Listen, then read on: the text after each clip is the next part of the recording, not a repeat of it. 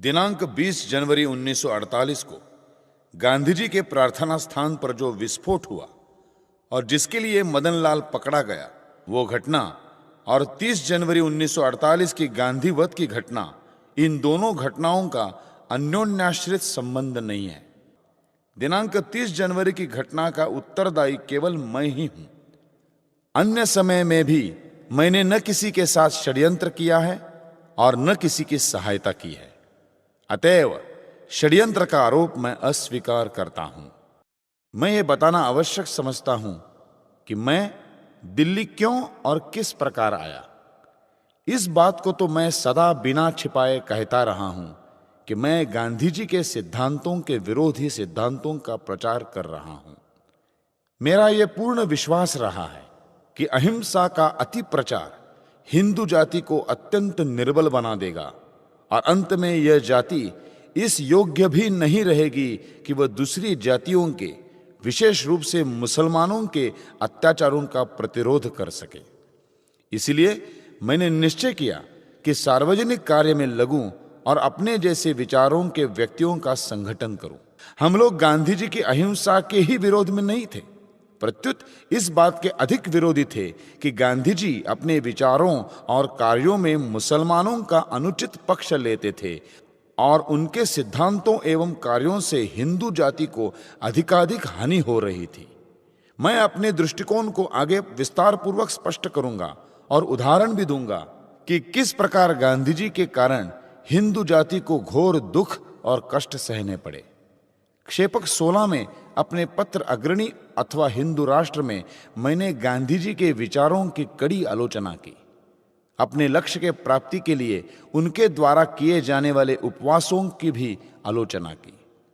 पश्चात प्रार्थना सभाओं में गांधी जी ने जब अपने विकृत राजनैतिक विचारों को प्रकट करना प्रारंभ किया, तब मैंने और मेरे सहयोगी श्री अप्टे ने यह निश्चय किया कि हम गांधी जी के कार्यक्रमों का शांतिपूर्वक विरोध करें। हमने ऐसे प्रदर्शन पंचगनी, पूना, बंबई और दिल्ली में किए। हमारे और गांधी जी के सिद्धांतों के बीच बहुत बड़ा अंतर था। यह अंतर बढ़ता ही गया क्योंकि गांधी जी के आदेशानुसार मुसलमानों को अधिकाधिक सुविधाएं दी जाने लगी। गांधी जी के इशारों पर चलने वाली कांग्रेस ने जब 15 अगस्त 1947 के दिन देश का विभाजन स्वीकार कर लिया, तब मतभेद और भी बढ़ गया। इस विषय में मैं विस्तार से बताऊंगा। 13 जनवरी सन 1948 को मुझे पता लगा कि गांधी जी एक और अनशन करने का निश्चय कर चुके हैं।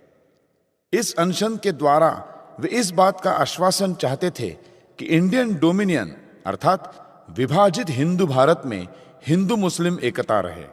किंतु मैं और बहुत से लोग इस बात को स्पष्ट रूप से देख सकते थे कि अनशन का वास्तविक ध्येय कुछ और था।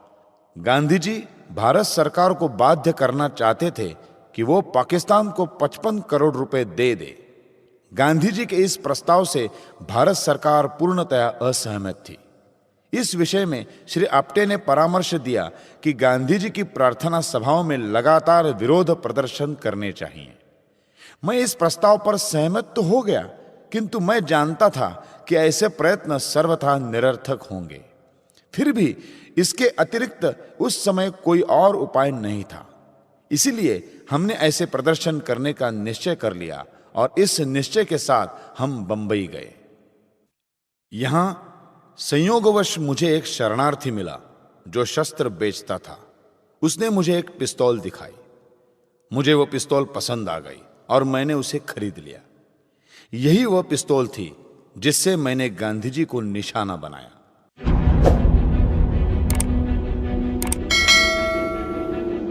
हिंदुओं की आज की दमघुट और आगामी उद्ध्वस्तता, इनको पूर्ण विराम देने के लिए अपने निश्चय पर पुनः विचार करने में मैंने दिनांक 26 की रात बिताई। अभियोजक कहते हैं कि मुझे वीर सावरकर ने मार्गदर्शन किया और यदि उनका प्रोत्साहन न होता तो मैं गांधीवध न कर पाता। मैं इस बात को अस्वीकार करता हूं। उनके कथन में असत्यता है। ऐसे सत्यविहीन, न्यायविहीन आरोप पर मैं तीव्रतर प्रतिरोध करता हूं। उस आरोप में मेरी संतुलित बुद्धि का और प्रज्ञा का अपमान है। अभियोजकों का यह कहना है कि मैं किसी के हाथ की कठपुतली हूं वस्तुस्थिति के विपरीत है। प्रत्युत वह सत्य का विपर्यास है। स्वातंत्रवीर सावरकर जी से मेरा राजनीतिक और अन्य प्रकार से भी संबंध था। अभियोजकों ने उसका बड़ा आडंबर मचाया है।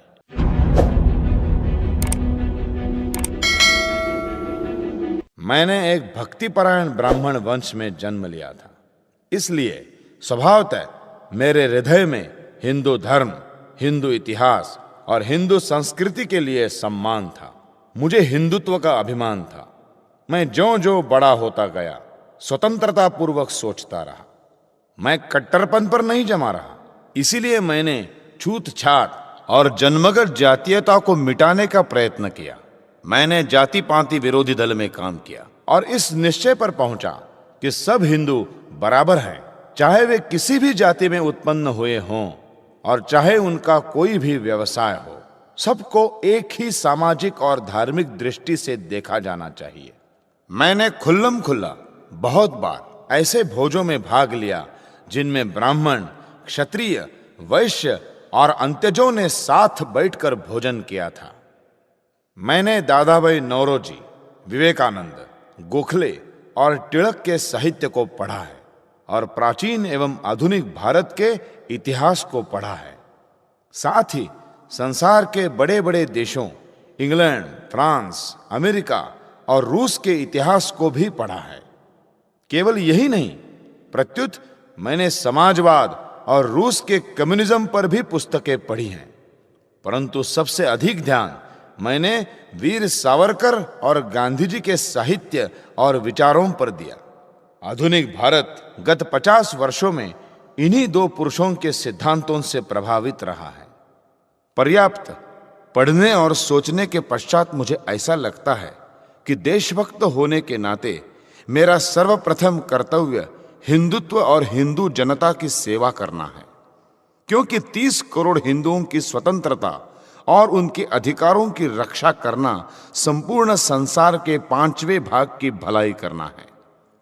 इसी विचारधारा से प्रेरित होकर मैं हिंदू संगठन की ओर आकृष्ट हुआ और मेरा यह विश्वास दृढ़ हो गया कि इन्हीं सिद्धांतों पर चलकर मातृभूमि भारतवर्ष की स्वतंत्रता को स्थायी रखा जा सकता है।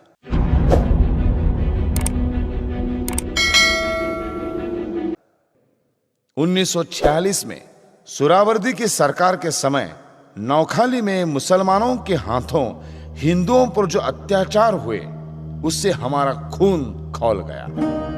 हमारा क्षोभ उस समय और भी उग्र हो गया जब गांधी जी ने सुहरावर्दी को शरण दी और प्रार्थना सभाओं में उसे शहीद साहब के नाम से संबोधित करना प्रारंभ किया।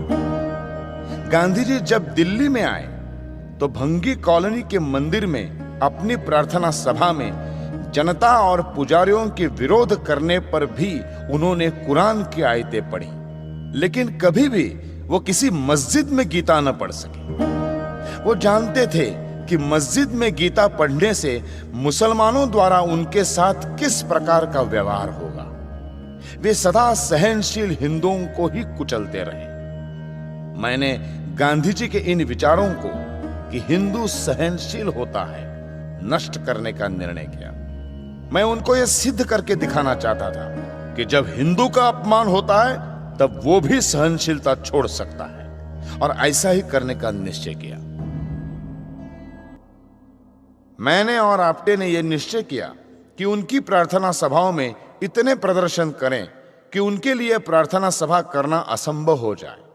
श्री आप्टे ने कुछ शरणार्थी साथ लेकर शहर में एक जुलूस भी निकाला, जिसमें गांधी जी और सुहरावर्दी के विरुद्ध नारे लगाए गए और भंगी कॉलोनी की प्रार्थना सभा में प्रदर्शन किया।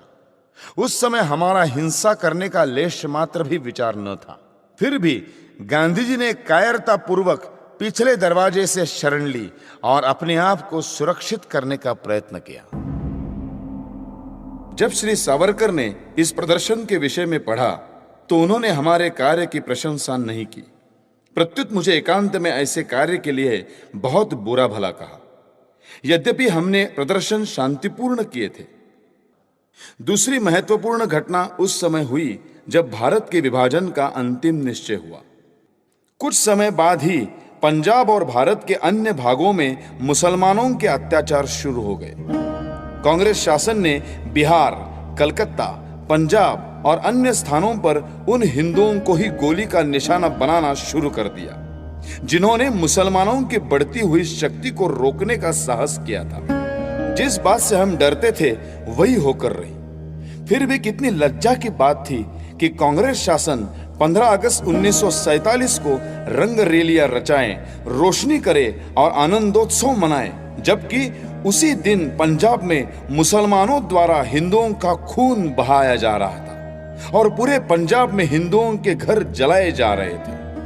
मेरे विचारों के हिंदू सभाइयों ने निश्चय किया कि हम उत्सव मनाएं और मुसलमानों के बढ़ते हुए अत्याचार को रोकने का प्रयत्न करें।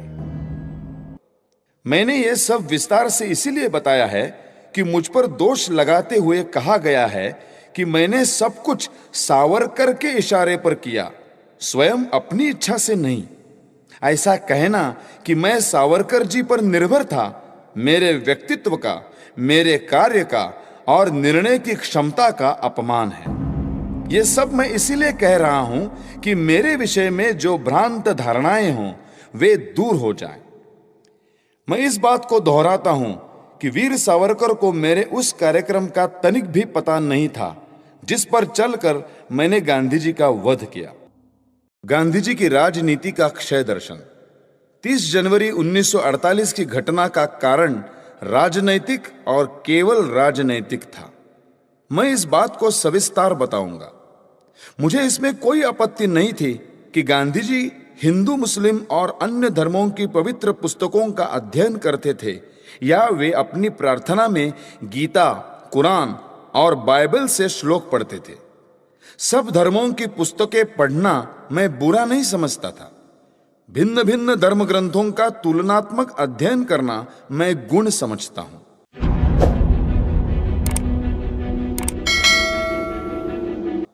मेरे मतभेद के कारण और थे। सन 1920 से अर्थात लोकमान्य तिलक के पश्चात गांधी जी का प्रभाव कांग्रेस में बढ़ा और बल पकड़ता गया। उन्होंने जनता को जागरूक करने के लिए जो कार्य किया उनका बहुत प्रभाव पड़ा। वे सत्य और अहिंसा के नारे लगवाते रहे। कोई भी समझदार व्यक्ति उन नारों को बुरा नहीं कह सकता था। वास्तव में इन उद्घोषों में नवीन बात न थी।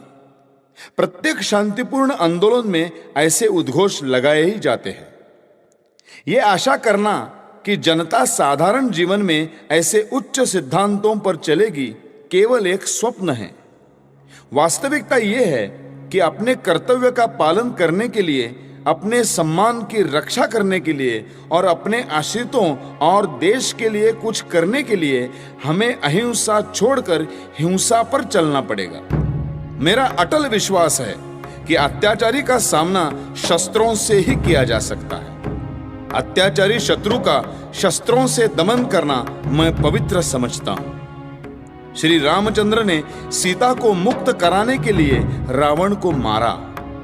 श्री कृष्ण ने कंस के अत्याचारों का अंत करने के लिए कंस को मारा। महाभारत में अर्जुन को भी बहुत ऐसे व्यक्तियों को मारना पड़ा जिनमें उनके बहुत से निकट संबंधी भी थे। यहां तक कि पूजनीय भीष्म पितामह को भी मारना पड़ा क्योंकि वे अत्याचारी के पक्ष में थे। यदि कोई राम, कृष्ण और अर्जुन को हिंसक समझता है तो उसको मानवता के सिद्धांत का ज्ञाता नहीं कहा जा सकता। ऐसा कहना चाहिए कि उसे संसार की कार्य प्रणाली का ही ज्ञान नहीं है। वो छत्रपति शिवाजी की ही वीरता थी जिसने भारत में यवनों के अत्याचार को रोका। शिवाजी ने जिस प्रकार अफजल खान को मारा वो बिल्कुल ठीक तरीका था, अन्यथा अफजल खान शिवाजी को मार डालता। गांधी जी शिवाजी, प्रताप और गुरु गोविंद सिंह की निंदा करते थे और उनको गलत पथ पर चलने वाला कहते थे और इस प्रकार अपने बौद्धिक दिवालियापन का प्रमाण दे रहे थे। प्रत्येक देशभक्त वीर ने अपने समय में देश को अत्याचारों से बचाया, शक्ति से विदेशी आक्रमणों को रोका और मातृभूमि को मुक्त कराया।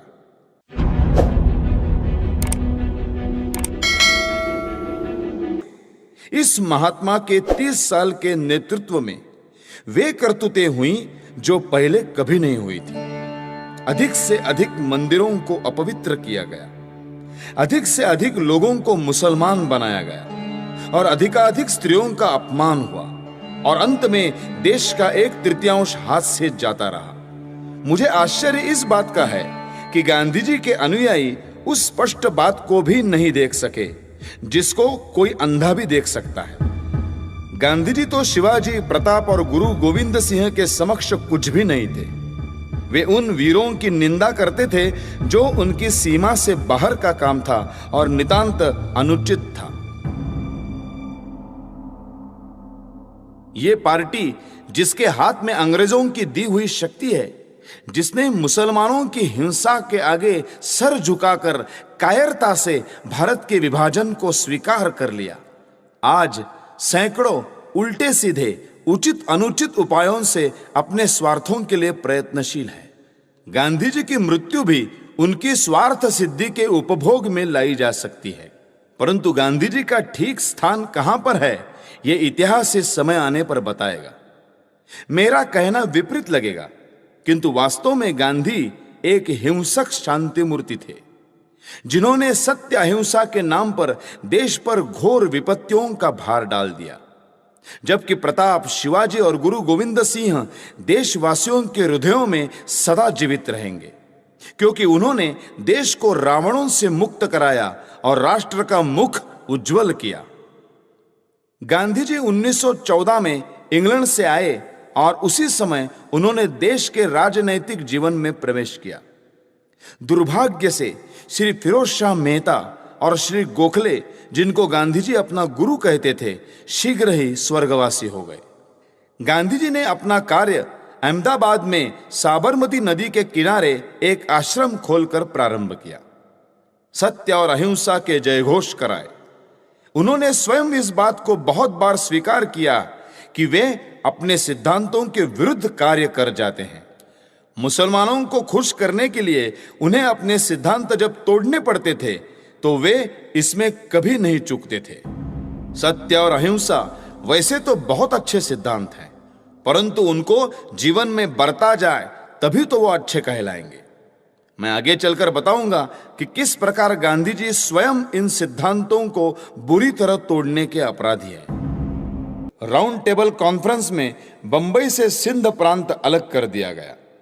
मिस्टर जिन्ना फेडरेशन से उस वक्त तक अलग रहे जब तक कि गांधी जी ने स्वयं मिस्टर मैकडॉनल्ड, ब्रिटिश प्रधानमंत्री को अलग अलग चुनाव अधिकार देने के लिए नहीं कहा, और इस प्रकार से विभाजन के बीज बो दिए गए।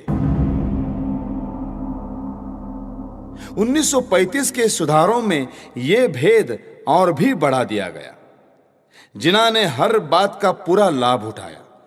कांग्रेस ने पृथक पृथक चुनाव के अधिकारों को मान लिया, हालांकि वो ऊपर से कहती रही कि वो उसको न मानती है न इनकार करती है। सन 1939 के महायुद्ध में श्री जिन्ना ने खुल्लम खुल्ला कह दिया कि जब मुसलमानों के अधिकारों को माना जाएगा तभी मुसलमान युद्ध में अंग्रेजों की सहायता करेंगे। अप्रैल 1940 में, अर्थात युद्ध होने के 6 महीने के अंदर ही, जिन्ना ने 2 राष्ट्रों के सिद्धांत के आधार पर पाकिस्तान की मांग रख दी। जिन्ना ने इस बात को भुला दिया कि भारतवर्ष में अधिकांश हिंदू और मुसलमान इकट्ठे रहते थे। किसी प्रांत में हिंदू या मुसलमानों की संख्या इतनी कभी न थी कि अल्पसंख्यक जाति की रक्षा का प्रश्न विभाजन से ही हल हो सकता। अंग्रेजों को पाकिस्तान की योजना बहुत पसंद आई, क्योंकि इस योजना से हिंदू और मुसलमान महायुद्ध काल में मिल नहीं सकते थे और इस प्रकार से अंग्रेज निरापद और निश्चिंत रह सकते थे।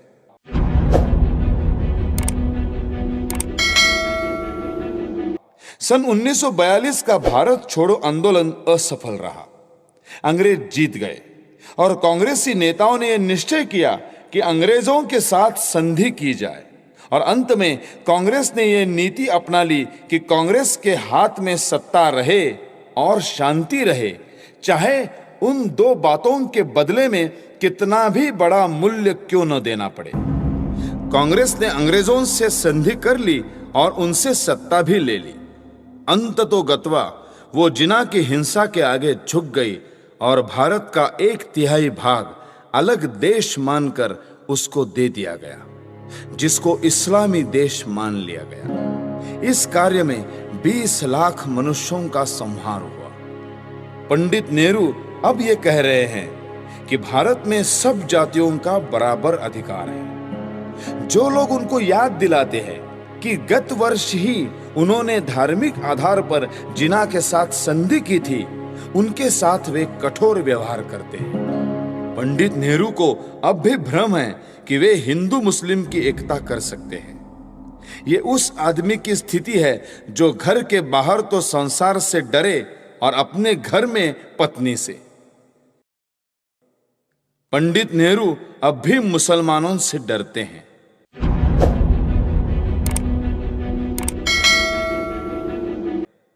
अब मैं भारत के विभाजन की दुर्घटना और गांधी जी के वध की चर्चा करूंगा। मुझे इन बातों की चर्चा करके प्रसन्नता नहीं होती, परंतु भारतवासियों को और सारे संसार को उन 30 वर्षों के इतिहास का पता होना चाहिए जिनमें भारत के टुकड़े किए जाने की भूमिका बनी और हिंदू मुस्लिम एकता के नाम पर गांधी जी के गलत मार्गदर्शन में कांग्रेस अपना वास्तविक ध्येय खो बैठी। 5 करोड़ मुसलमान हमारे देश से अलग हो गए। पश्चिमी पाकिस्तान में हिंदू या तो मार डाले गए हैं या उनका सब कुछ नष्ट हो चुका है। पूर्वी पाकिस्तान में भी यही हाल हो रहा है। 15 करोड़ 10 लाख आदमी बेघर बार हो गए, जिनमें 40 लाख मुसलमान भी हैं। और इतने भयानक परिणाम के बाद भी गांधी जी अपनी उसी नीति पर चले जा रहे थे। इस दशा को देखकर मेरा खून खौल उठा और मैं सहन नहीं कर सका कि वे कुछ और समय तक देश का विध्वंस करते रहे। मैं व्यक्तिगत रूप से गांधी जी के विरुद्ध कटु शब्दों का प्रयोग नहीं करना चाहता, परंतु मैं अवश्य कहना चाहता हूं कि मैं उनकी कार्य प्रणाली और नीति का घोर विरोधी था और हूं। वास्तव में गांधी जी ने वो काम किया जो अंग्रेज हिंदू मुसलमानों में फूट डालकर करना चाहते थे। उन्होंने भारत का विभाजन करने में अंग्रेजों की सहायता की और मुझे तो अब भी विश्वास नहीं है कि अंग्रेज भारत से अपना संबंध तोड़ देने का इरादा रखते हो। सिंध प्रांत का विभक्तिकरण। 1928 तक जिना का प्रभाव बहुत बढ़ चुका था और गांधी जी ने देश और हिंदुओं को नुकसान पहुंचाकर भी जिना की बहुत सी अनुचित मांगों को स्वीकार कर लिया था। गांधी जी ने सिंध को बंबई से अलग करने की बात को भी मान लिया और इस प्रकार सिंध में हिंदुओं को सांप्रदायिक दानवों के हाथों सौंप दिया गया। बहुत से झगड़े कराची, सक्खर, शिकारपुर और सिंध के दूसरे स्थानों पर हुए और उनमें हिंदुओं का ही व्यापक विनाश हुआ। हिंदू मुस्लिम एकता स्वप्न बनकर रह गया कि किसी प्रकार जिना को प्रसन्न किया जा सके और मुसलमान उनका नेतृत्व स्वीकार करे, परंतु दिन प्रतिदिन मुसलमान कांग्रेस से हटते गए। यहां तक कि 1928 के बाद लीग ने कांग्रेस से कोई संबंध रखने से ही इनकार कर दिया। 1929 में जब कांग्रेस ने स्वतंत्रता प्रस्ताव लाहौर में पास किया, तब मुसलमान उसमें सम्मिलित नहीं हुए। उसके बाद हिंदू मुस्लिम एकता की आशा किसी को नहीं रही, परंतु गांधी जी अपनी जिद पर अड़े रहे और मुसलमानों को हिंदू हितों के अधिक से अधिक बलि देते चले गए। उन दिनों श्री राजगोपालाचार्य उनसे मिले और पाकिस्तान बनाने की योजना का उन्हें परामर्श दिया। गांधी जी ने उनको इस विषय में जिना से बातचीत करने की आज्ञा दी। फिर 1944 में गांधी जी 3 सप्ताह तक जिना से बातचीत करते रहे और उसने वर्तमान पाकिस्तान जैसी ही योजना उनके सामने रखी। गांधी जी प्रतिदिन जिना के घर जाते थे और उसकी प्रशंसा करते थे, उससे गले मिलते थे, परंतु जिना अपनी पाकिस्तान की मांग से 1 इंच भी न हटा। गांधी जी हिंदू मुस्लिम एकता चाहते थे, परंतु सब कुछ इसके विपरीत हो रहा था। कांग्रेस जिना की शरण में। अगले वर्ष ही कांग्रेस ने जिना के सम्मुख आत्मसमर्पण कर दिया। पाकिस्तान मान लिया गया। जो कुछ उसके पश्चात हुआ वो सबको भली भांति ज्ञात है। गांधी जी फिर मुसलमानों का पक्ष लेते रहे। जो लाखों हिंदू लूटे पीटे नष्ट हुए, इस महात्मा ने उनके लिए एक शब्द भी न कहा। वह स्वयं को मानवता का सेवक कहता था, किंतु उसके लिए मानवता के एकमात्र प्रतीक मुसलमान थे।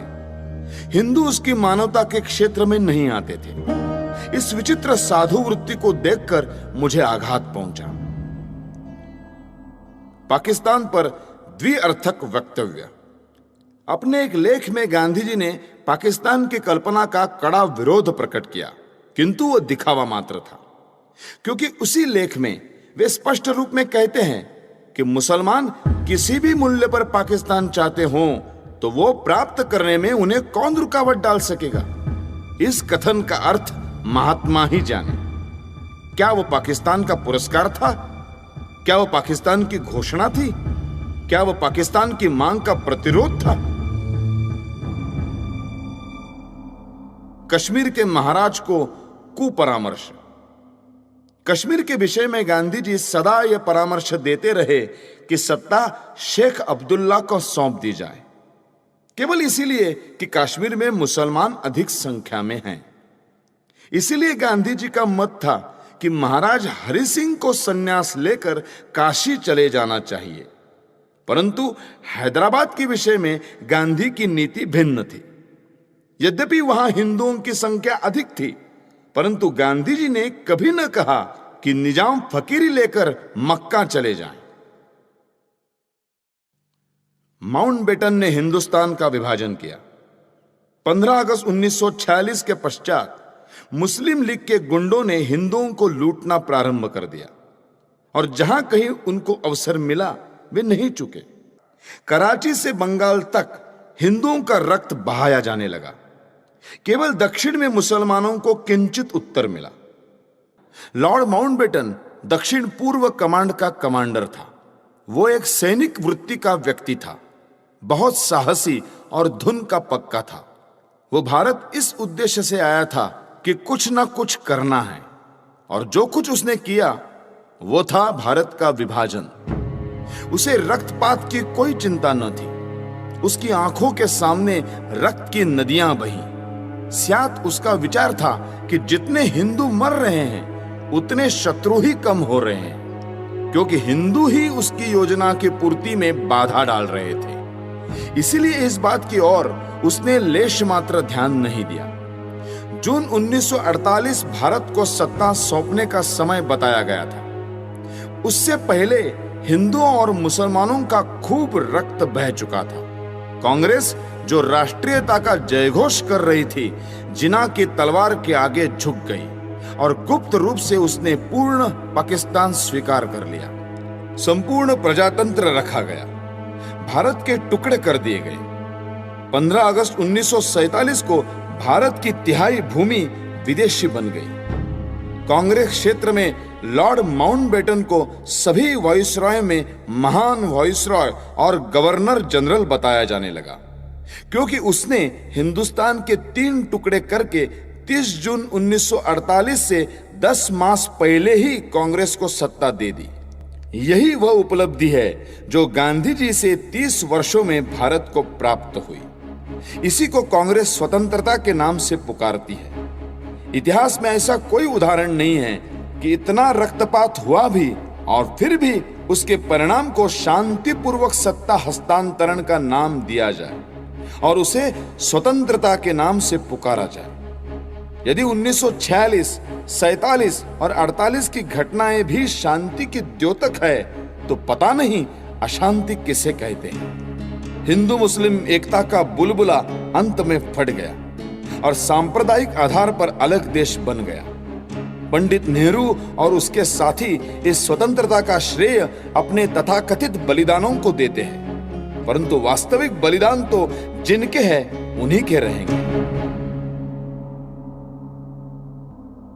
गांधी और जिन्ना के परस्पर संबंध भी ध्यान देने योग्य है। जब 1920 में जिन्ना राष्ट्रीय विचारों को छोड़कर कांग्रेस से अलग हो गया और अलग मुस्लिम लीग बना ली, तो स्पष्ट शब्दों में घोषणा की कि मुसलमानों को कांग्रेस का विश्वास नहीं करना चाहिए। जिन्हों ने स्वयं को मुसलमान का हितैषी घोषित करते हुए ये प्रचार प्रारंभ किया कि मुसलमानों को कांग्रेस के साथ स्वतंत्रता युद्ध में हिंदुओं की सहायता नहीं करनी चाहिए। उसने ये सब खुल्लम खुल्ला कहा और पाकिस्तान की मांग सामने रखी। वह स्पष्ट शब्दों में कहता था कि देश के टुकड़े करो। गांधी जी जिन्ना से बहुत बार मिलने गए। वह सदा उसको भाई जिन्ना या कायदे आजम कहकर पुकारते रहे, परंतु ऐसा अवसर कभी नहीं आया जब जिन्ना ने उनसे सहयोग की इच्छा प्रकट की हो, जबकि गांधी ने उसे सारे भारत की बागडोर सौंप देने तक का प्रस्ताव रख दिया। नौखाली कांड के 1 वर्ष पश्चात तक देश में रक्तपात होता रहा। मुसलमानों ने निर्दयता से हिंदुओं का संहार किया। कई स्थानों पर हिंदुओं ने भी उत्तर दिया। बिहार, दिल्ली और पंजाब में हिंदुओं ने जो कुछ किया वो केवल प्रतिक्रियात्मक कार्यवाही थी। गांधी जी से मेरी शत्रुता नहीं थी। लोग कहते हैं कि पाकिस्तान योजना में उनका मन शुद्ध था। मैं ये बताना चाहता हूं कि मेरे मन में देश प्रेम के अतिरिक्त कुछ न था। मुझे इस कारण हाथ उठाना पड़ा कि पाकिस्तान बनने पर जो भयंकर घटनाएं हुई उनके उत्तरदायी केवल गांधी जी थे। मुझे यह पता था कि हत्या के बाद लोगों के विचार मेरे विषय में बदल जाएंगे। समाज में मेरा जितना आदर है वो नष्ट हो जाएगा। मैं जानता था कि समाचार पत्र बुरी तरह मेरी निंदा करेंगे, किंतु मैं नहीं जानता था कि अखबार इतने पतित हो जाएंगे कि सत्य का गला घोंट देंगे। 15 अगस्त 1947 को छलपूर्वक पाकिस्तान स्वीकार कर लिया गया। पंजाब, बंगाल, सीमा प्रांत और सिंध के हिंदुओं का कोई विचार नहीं किया गया। देश के टुकड़े करके एक मजहबी धर्मनिष्ठित मुस्लिम राज्य बना दिया गया। मुसलमानों को अपने अराष्ट्रीय कार्यों का फल पाकिस्तान के रूप में मिल गया। गांधीवादी नेताओं ने उन लोगों को देशद्रोही सांप्रदायिक कहकर पुकारा जिन्होंने पाकिस्तान का विरोध किया था, और पाकिस्तान स्वयं स्वीकार करके जिन्ना की सब बात मान ली। इस दुर्घटना से मेरे मन की शांति भंग हो गई। पाकिस्तान बनाने के बाद कांग्रेस सरकार पाकिस्तान के हिंदुओं की रक्षा करती तो मेरा क्रोध शांत हो जाता। मैं नहीं देख सकता था कि जनता को धोखा दिया जाए।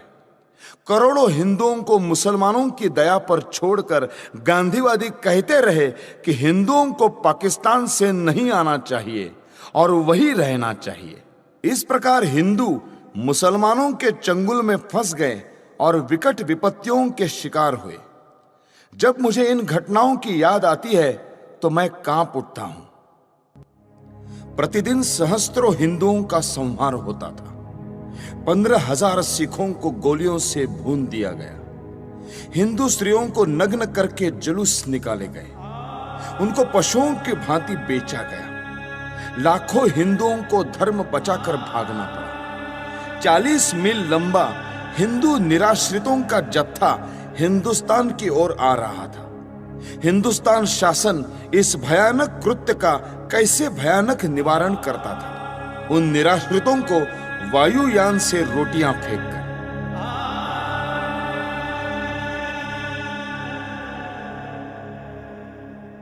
भारत सरकार पाकिस्तान से अत्याचार रोकने के लिए अनुरोध करती या धमकी देती कि यदि पाकिस्तान में अत्याचार बंद नहीं हुआ तो भारत में भी मुसलमानों की बुरी दशा होगी। जब इस प्रकार की घटनाएं हो रही थी तब पाकिस्तान या मुसलमानों के विरुद्ध गांधी जी ने एक भी शब्द नहीं कहा। हिंदू जाति और संस्कृति को मिटाने के लिए मुसलमानों ने जो अत्याचार किए उनका मूल कारण गांधी है। यदि भारत की राजनीति को भली भांति संभाला जाता तो ऐसा हिंदू संहार कभी न होता जैसा अब हुआ, और जिसका उदाहरण इतिहास में कहीं नहीं मिलता। सबसे महत्वपूर्ण बात यह है कि मुसलमानों से संबंध रखने वाली समस्याओं में गांधी जी ने कभी जनता के विचारों की ओर ध्यान नहीं दिया। गांधी जी की अहिंसा की आड़ में इतना रक्तपात हो चुका था कि जनता पाकिस्तान के पक्ष में किसी भी विचार का स्वागत करने के लिए तैयार न थी। स्पष्ट था कि जब तक पाकिस्तान में धर्मांध मुसलमान राज्य है, तब तक भारत में शांति नहीं हो सकती।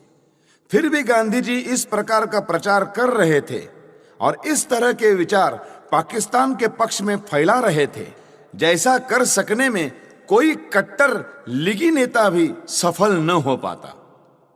इन्हीं दिनों में उन्होंने आमरण अनशन की घोषणा करते हुए जो शर्तें रखी, वे सब भी केवल हिंदुओं के विरुद्ध और मुसलमानों के पक्ष में थी। गांधी जी के अनशन की जो शर्तें थी, उनमें पहली ये थी कि दिल्ली की मस्जिदों में रह रहे हिंदू शरणार्थियों को बाहर निकाला जाए और मस्जिदें मुसलमानों को सौंप दी जाए। गांधी जी ने अपनी शर्त सरकार और अन्य नेताओं को अनशन की धमकी देकर स्वीकार कराई। जिस दिन यह घटना हुई, उस दिन मैं दिल्ली में था। मैंने देखा कि किस प्रकार गांधी जी की जिद को पूरा किया गया। वे शीत के दिन थे। गांधी जी ने अनशन खोला। उस दिन वर्षा हो रही थी। ऐसी असाधारण सर्दी और वर्षा में अच्छे स्थानों पर रहने वाले लोग भी कांप रहे थे।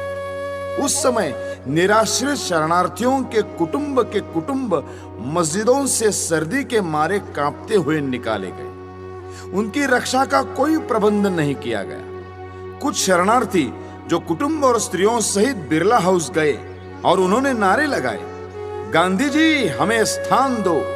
उस भव्य भवन में रहने वाले गांधी तक उन निराश्रितों की आवाज नहीं पहुंच सकी। मैंने यह दृश्य अपनी आंखों से देखा, जिसे देखकर कठोर से कठोर व्यक्ति का हृदय भी पिघल जाता। मेरे मस्तिष्क में इससे अनेक विचार आने लगे। मैंने सोचा कि क्या शरणार्थियों ने प्रसन्नता से इन मस्जिदों में डेरे डाले थे?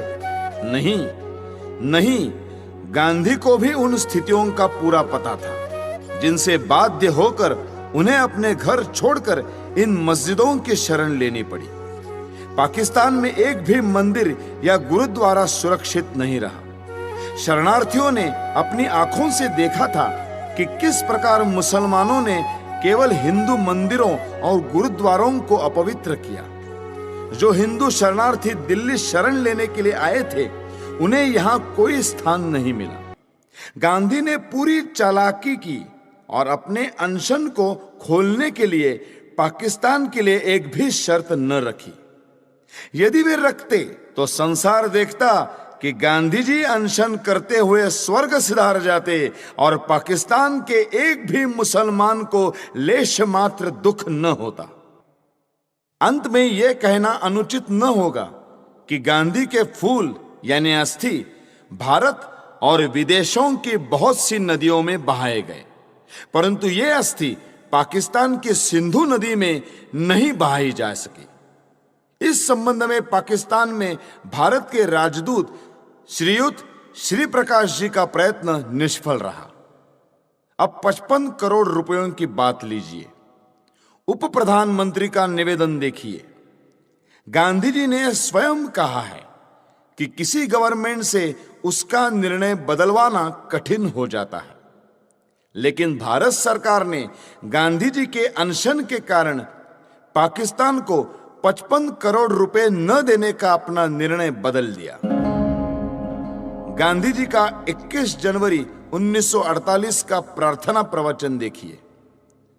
सरकार ने 55 करोड़ रुपए न देने का निर्णय जनता के प्रतिनिधि होने के नाते किया था, लेकिन गांधी जी के अनशन ने इस निर्णय को बदल दिया। तब मुझे यह ज्ञात हुआ कि गांधी जी की पाकिस्तान परस्ती के आगे जनता के मत का कोई महत्व नहीं है। गांधी जी ने पाकिस्तान का पक्ष सबसे अधिक लिया और कोई शक्ति उनको रोक नहीं सकी। इस स्थिति में हिंदुओं को मुसलमानों के अत्याचारों से बचाने का एक ही उपाय था कि गांधी का अंत कर दिया जाए। गांधी जी राष्ट्रपिता के नाम से पुकारे जाते हैं, जो अत्यंत सम्मान का पद है, पर वे पिता का कर्तव्य पालन करने में असफल रहे। उन्होंने तो बड़ी निर्दयता से राष्ट्र के 2 टुकड़े कर दिए। यदि वे सच्ची आत्मा से पाकिस्तान का विरोध करते तो लीग कभी भी इतनी सुदृढ़ता से ये मांग न रख पाती और अंग्रेज पूर्ण प्रयत्न करके भी इसे न बना पाते। मैंने भारत माता का एक पुत्र होने के नाते अपना कर्तव्य समझा कि ऐसे व्यक्ति का अंत कर दिया जाए जिसको कहा तो जा रहा है राष्ट्रपिता, किंतु जिसने मातृभूमि का विभाजन करने में सर्वाधिक हाथ बटाया है। मुझे स्पष्ट दिखाई देता था कि यदि मैं गांधी जी का वध करूंगा तो मैं जड़ मूल से नष्ट कर दिया जाऊंगा। लोग मुझसे घृणा करेंगे, मेरा सम्मान जो मुझे प्राणों से अधिक प्रिय है नष्ट हो जाएगा। किंतु साथ में मैं ये भी जानता था कि गांधी जी सदा के लिए विदा हो जाएंगे तो देश की राजनीति में शस्त्र प्रयोग और प्रतिकारात्मक कार्यवाही को स्थान मिलेगा। देश शक्तिशाली होगा। मैं अवश्य मरूंगा किंतु देश अत्याचारों से मुक्त होगा। सब मुझे मूर्ख कहेंगे पर देश ऐसे मार्ग पर चलेगा जो उचित होगा। यही सोचकर मैंने गांधी जी का अंत करने की ठानी। मैंने अपना निर्णय किसी को नहीं बताया। 30 जनवरी 1948 के दिन मैंने गांधी जी का वध किया। मेरे पास कहने को और कुछ नहीं है। यदि देशभक्ति पाप है तो मैं पाप मानता हूं, मैंने पाप किया है। यदि प्रशंसनीय है तो मैं अपने आप को उस प्रशंसा का अधिकारी समझता हूं। मुझे विश्वास है यदि मनुष्यों द्वारा स्थापित न्यायालय से ऊपर कोई और न्यायालय होगा तो उसमें मेरे कार्य को अपराध नहीं समझा जाएगा।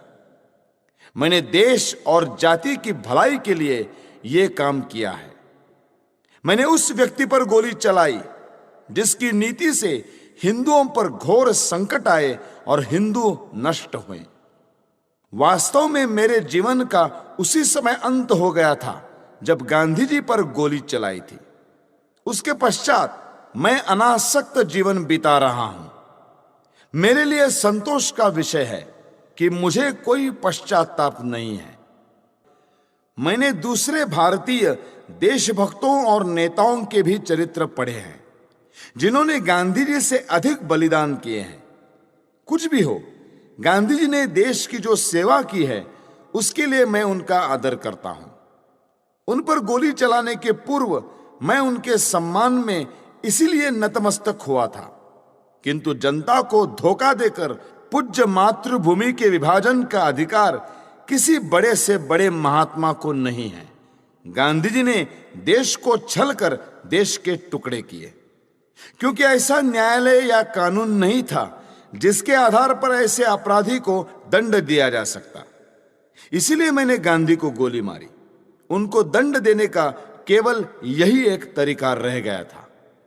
यदि मैं यह न करता तो मेरे लिए अच्छा ही होता, परंतु स्थिति बहुत खराब हो गई थी और मेरे हृदय में इतना अधिक क्षोभ था कि मैंने सोचा कि गांधी जी को स्वाभाविक मृत्यु से नहीं मरने देना चाहिए। संसार को पता लग जाए कि इस व्यक्ति ने अन्यायपूर्वक राष्ट्र के साथ छल करके भयानक रूप से देश के एक संप्रदाय का जो पक्ष लिया है उसका दंड भोगना पड़ा।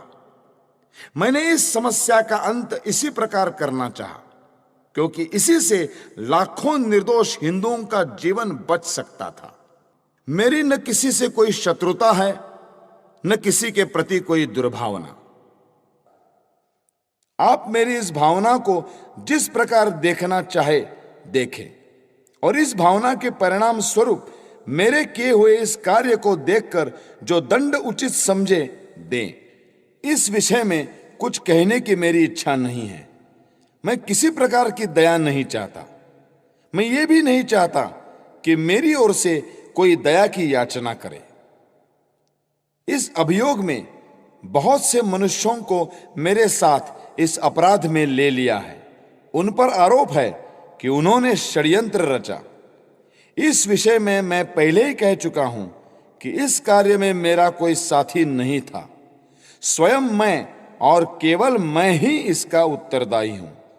यदि दूसरे लोग इसी दोष के लिए नहीं खड़े किए जाते तो मैं अपने लिए बचाव भी न करता। न्यायालय को मालूम है कि 30 जनवरी 1948 के कृत्य से संबंधित साक्षीदारों की परिपरीक्षा यानी क्रॉस एग्जामिनेशन न ली जाए, ऐसी मेरी इच्छा थी और मेरे विधिज्ञों को भी मेरा वैसा आग्रह रहा था। इससे मैं अपने लिए बचाव नहीं कर रहा, यह स्पष्ट होगा। अंत में मैं यह कहना चाहता हूं कि जो वक्तव्य मैंने दिया है वो सत्य और शुद्ध है। प्रत्येक बात संदर्भ ग्रंथों को देखकर तैयार की गई है। मैंने सरकारी समाचार पत्र, इंडियन ईयर बुक, कांग्रेस का इतिहास, गांधी जी की आत्मकथा, समय समय पर प्रकाशित कांग्रेस के बुलेटिन, यंग इंडिया और हरिजन की फाइलें और गांधी जी की प्रार्थना सभा के भाषणों से ये वक्तव्य तैयार करने में सहायता ली है। मैंने ये लंबा वक्तव्य इसलिए नहीं दिया है कि लोग मेरे कार्य को सराहें, बल्कि इसलिए दिया है कि लोग मेरे विचारों को भली भांति जान जाए और किसी के मस्तिष्क में मेरे विषय में कोई भ्रांत धारणा न रहे। भगवान करे हमारा देश फिर अखंड हो और जनता उन विचारों का त्याग करे जो अत्याचारी के आगे झुकने की प्रेरणा देते हैं। भगवान से यही मेरी अंतिम प्रार्थना है। मेरा वक्तव्य अब समाप्त हो चुका है। आपने इसे ध्यान से सुना और सुविधाएं दी, उसके लिए मैं कृतज्ञ हूं। जिन्होंने इस बड़े अभियोग में मुझे कानूनी सहायता दी और जो पुलिस ऑफिसर इस अभियोग से संबंधित है, उनके प्रति मेरे हृदय में कोई दुर्भावना नहीं है। मैं उनके सद्व्यवहार के लिए उनका भी कृतज्ञ हूं। जेल के ऑफिसरों को भी धन्यवाद। उन्होंने मेरे साथ बहुत अच्छा व्यवहार किया है। यह सत्य है कि मैंने 300-400 लोगों के बीच दिन के समय गांधी पर गोलियां चलाई। मैंने भागने का कोई प्रयत्न नहीं किया। वास्तव में भागने का विचार मेरे मस्तिष्क में आया ही नहीं। मैंने अपने ऊपर गोली चलाने का प्रयत्न भी नहीं किया।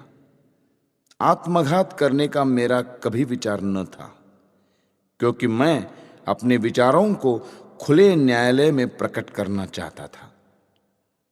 आलोचनाओं के बावजूद भी मैंने जो कृत्य किया, उसके नैतिक पक्ष पर मेरी आत्मा कभी विचलित नहीं हुई। मुझे किंचित भी संदेह नहीं कि भविष्य में सच्चाई और ईमानदारी से इतिहास के इस अध्याय को इतिहासकार लिखेंगे तो वे मेरे कार्यों और उसके परिणाम का सही मूल्यांकन करेंगे। अखंड भारत अमर रहे। वंदे मातरम। दिल्ली, 8 नवंबर 1948। नथुराम विनायक गोडसे, अभियुक्त क्रमांक 1।